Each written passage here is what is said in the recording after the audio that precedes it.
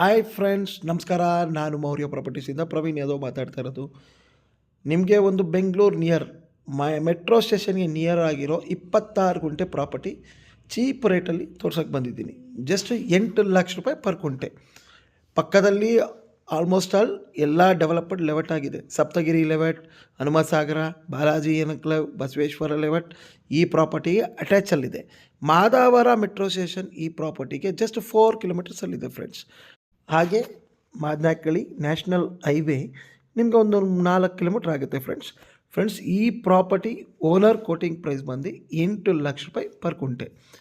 ಈ property farm house ಮಾಡ್ಕೊಳಕ್ಕೆ, ಹಾಗೆ ಅಗ್ರಿಕಲ್ಚರ್ ತೋಟ ಥರ ಡೆವಲಪ್ ಮಾಡ್ಕೊಳಕ್ಕೆ ಬ್ಯೂಟಿಫುಲ್ ಲ್ಯಾಂಡ್ ಆಗಿದೆ. 26 ಗುಂಟೆ ಇದೆ.